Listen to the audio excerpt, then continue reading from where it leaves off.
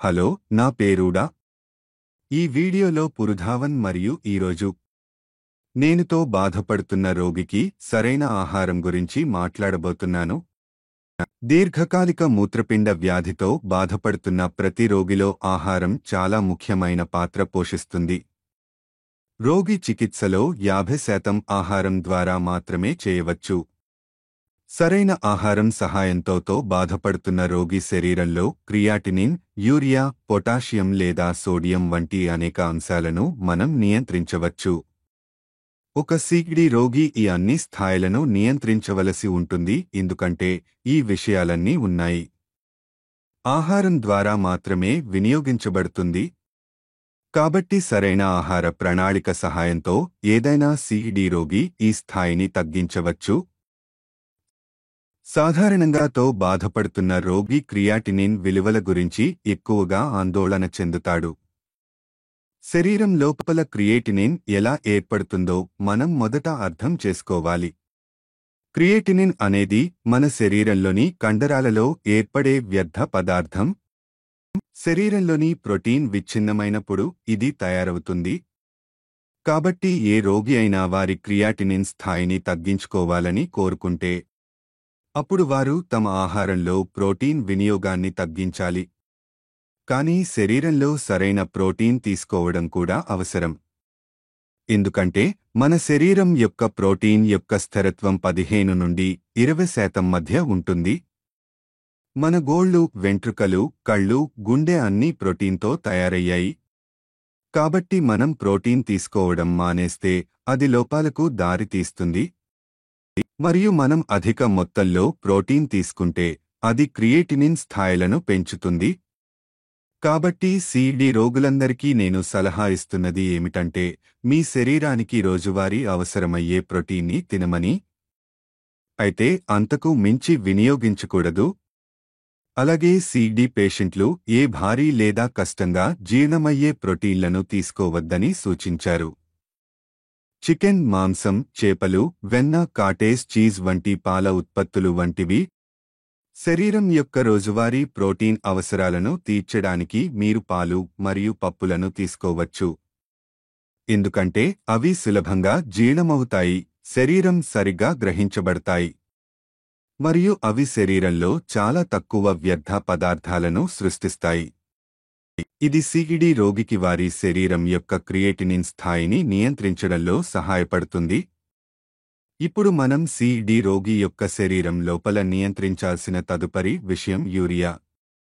కానీ మళ్ళీ మనం మొదట శరీరం లోపల ఎలా ఏర్పడుతుందో అర్థం చేసుకోవాలి. యూరియా అనేది మన కాలేయం మన ఆహారాన్ని జీర్ణం చేస్తున్నప్పుడు ఏర్పడే రసాయన ఎంజైమ్. ఇది ఒక రకమైన నత్రజని వ్యర్థాలు. ఇది శరీరంలో పేరుకుపోవడం ప్రారంభించినప్పుడు వాంతులు మరియు వికారం వంటి లక్షణాలను కలిగిస్తుంది. కాబట్టి శరీరంలో యూరియా స్థాయిని తగ్గించుకోవాలంటే మనం అలాంటి ఆహారాన్ని తీసుకోవాలి. ఇందులో మన కాలేయం తక్కువగా పని చేయాల్సి ఉంటుంది. ఉదాహరణకు మనం వేయించిన ఆహారాన్ని తింటే మన కాలేయం ఎక్కువగా పని చేయాల్సి ఉంటుంది. తద్వారా ఇది శరీరానికి ఆహారాన్ని విచ్ఛిన్నం చేస్తుంది. కాబట్టి మన కాలేయం ఎంత ఎక్కువగా పనిచేస్తే అంత యూరియా శరీరంలో ఉత్పత్తి అవుతుందని స్పష్టంగా తెలుస్తుంది.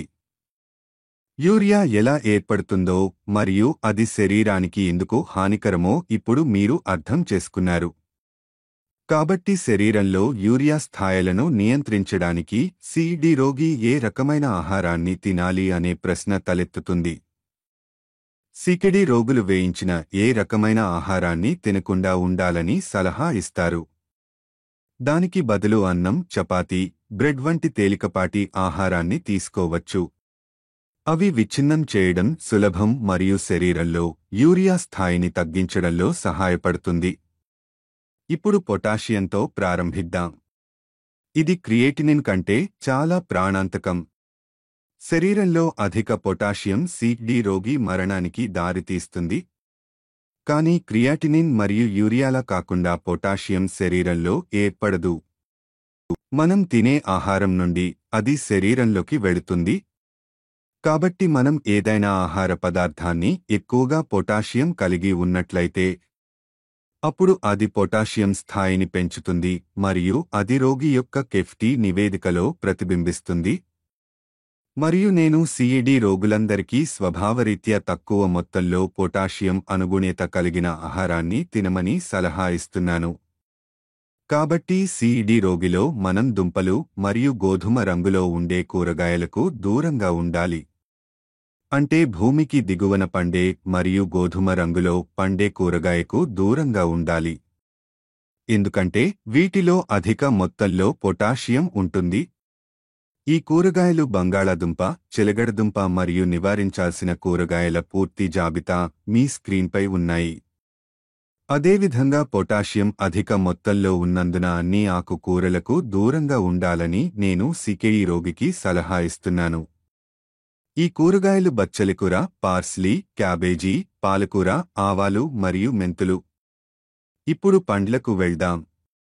పండ్ల పరంగా సికెడి రోగి అరటిపండ్లు, కొబ్బరి, డ్రై ఫ్రూట్స్, స్ట్రెయిట్స్ మరియు అవకాడోలో పొటాషియం ఎక్కువగా ఉన్నందున వాటిని తినకూడదు. పండ్ల కేటగిరీలో మనం సికెడి రోగిలో అన్ని రకాల సిట్రిక్ పండ్లను కూడా నివారించాలి. మామిడి, నారింజ, ద్రాక్ష వంటి పండ్లు. ఇప్పుడు ఈ పండ్లను నివారించడం వెనుక కారణం మెటబాలిక్ అసిడోసిస్. ఇప్పుడు మెటబాలిక్ అసిడోసిస్ గురించి మీకు మరింత అర్థమయ్యేలా చేయడానికి నేను ఒక ప్రత్యేక వీడియో చేస్తాను మరియు మీరు ఆ వీడియోను చూడవచ్చు. ఇప్పుడు సోడియంకు వెళ్దాం. సాధారణంగా సోడియం సాధారణ ఉప్పు ద్వారా మాత్రమే ఒక వ్యక్తి తీసుకుంటారు. ఇప్పుడు సిఈడి యొక్క రోగి శరీరం లోపల సోడియం స్థాయిని నియంత్రించాలనుకుంటే నివేదికలు రక్తంలో ఎక్కువ సోడియంను చూపిస్తున్నాయి. అప్పుడు రోగి ఉప్పు తీసుకోవడం స్థాయిని నియంత్రించాలి, తద్వారా సోడియం స్థాయిని సులభంగా నియంత్రించవచ్చు. ఇప్పుడు ద్రవానికి వెళ్దాం. సిఈడి రోగి ఎంత మొత్తంలో ద్రవాన్ని తీసుకోవచ్చు? ఇప్పుడు సిఈడి రోగి ఎక్కువ మొత్తంలో నీటిని తీసుకుంటే ఏమి జరుగుతుంది? శరీరం లోపల నీరు పేరుకుపోతుంది మరియు అది పెడల్ ఎడెమాగా కనిపిస్తుంది. రోగి తక్కువ మొత్తంలో నీరు తీసుకున్నందున తక్కువ మొత్తంలో మూత్రం ఏర్పడుతుంది. మరియు మూత్రం తక్కువ మొత్తంలో ఏర్పడినప్పుడు ఏమి జరుగుతుంది? క్రియేటినిన్ తక్కువ మొత్తంలో మూత్రం ద్వారా విసర్జించబడుతుంది మరియు రక్తంలో క్రియేటినిన్ పెరుగుతుంది. కాబట్టి సికెడి పేషెంట్లందరూ సరైన మోతాదులో నీటిని తీసుకోవాలని సూచించారు. సికెడి రోగికి సరైన మొత్తంలో నీరు ఎంత అనే ప్రశ్న ఇప్పుడు తలెత్తుతుంది. ఇప్పుడు ఈ నీటి పరిమాణం వ్యక్తిపై ఆధారపడి ఉంటుంది. ఎందుకంటే కొన్నిసార్లు మనం చాలా వేడి వాతావరణంలో జీవిస్తాము, అక్కడ నీటి అవసరం ఎక్కువగా ఉంటుంది.